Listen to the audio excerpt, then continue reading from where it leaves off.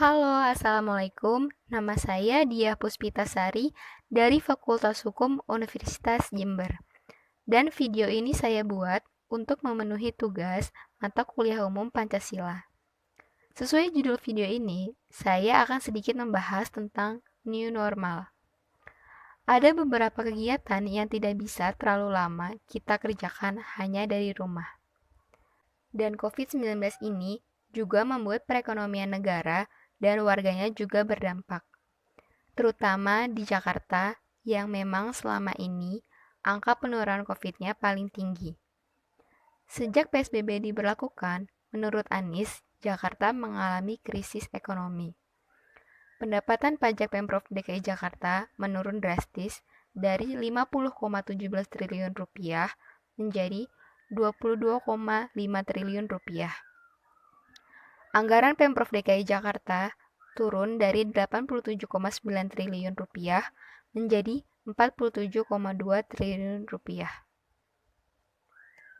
Nyatanya, belum pernah dalam sejarah Pemprov DKI Jakarta mengalami penurunan pendapatan sebesar ini, yaitu lebih dari 40 triliun rupiah. Maka, saat ini pemerintah pusat mengambil kebijakan baru yaitu new normal. Sebenarnya, apa sih new normal itu? Ketua Tim Pagar Gugus Tugas Percepatan Penanganan COVID-19, Wiku Adhisa Smito, mengatakan new normal adalah perubahan perilaku untuk tetap menjalani aktivitas normal. Namun, perubahan ini ditambah dengan menerapkan protokol kesehatan guna mencegah terjadinya penularan COVID-19. Epidemiologi dari Griffith University Australia, Diki Budiman mengatakan New Normal Life ini adalah bagian dari strategi yang diterapkan sebelum vaksin atau obat virus corona ini ditemukan.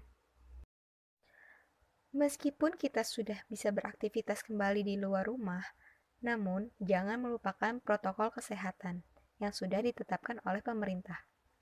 Yang pertama, pakai masker saat beraktivitas di luar rumah.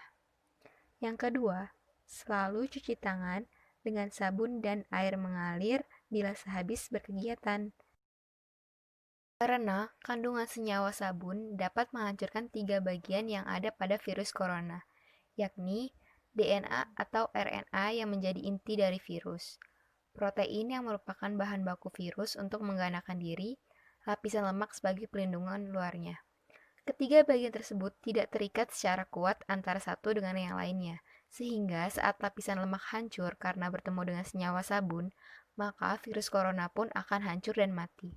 Maka dari itu, untuk menghindari penyebaran COVID-19, kamu harus rajin mencuci tangan karena tindakan ini ampuh menghancurkan virus.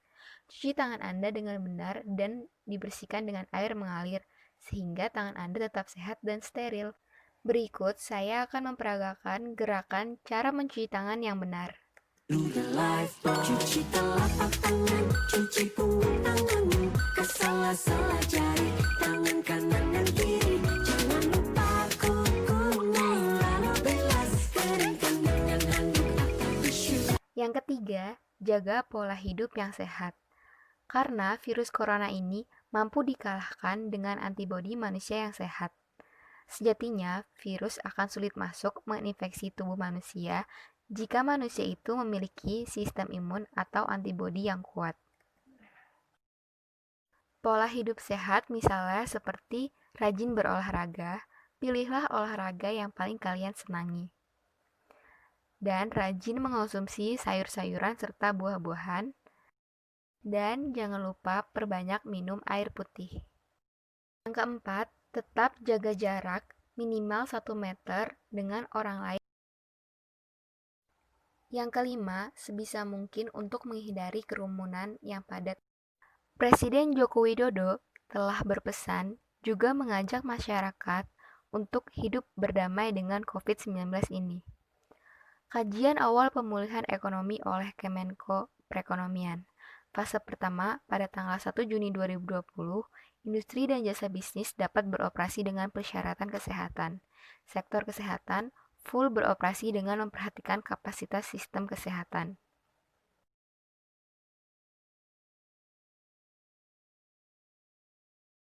2. Tanggal 8 Juni 2020, toko, pasar, dan mal diperbolehkan pembukaan toko-toko, meliputi pengaturan pekerjaan, melayani konsumen, dan tidak boleh toko dalam keadaan ramai.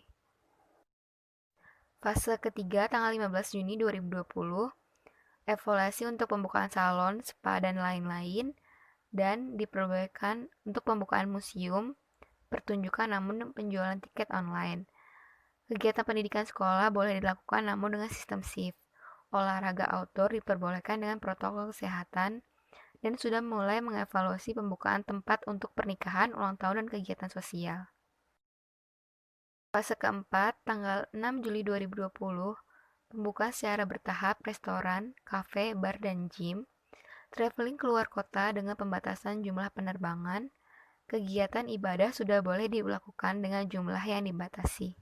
Fase 5, tanggal 20 dan 27 Juli 2020, akhir Juli atau awal Agustus diharapkan sudah membuka seluruh kegiatan ekonomi.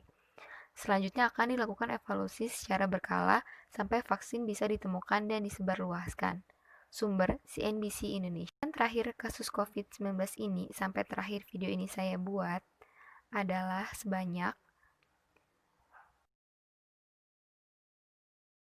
kasus positif sebanyak 37.420, yang sembuh terdapat 13.776, dan yang meninggal sebanyak 2.091.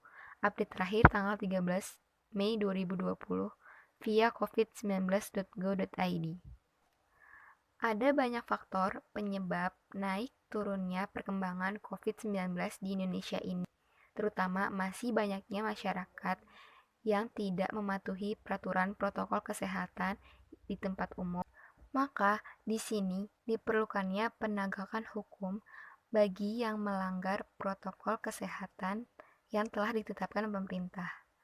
Saya berharap kita semua dapat berkontribusi bersama melawan COVID-19 ini. Dan semoga kita semua selalu dalam keadaan sehat. Sekian video dari saya, semoga bermanfaat. Terima kasih. Wassalamualaikum warahmatullahi wabarakatuh.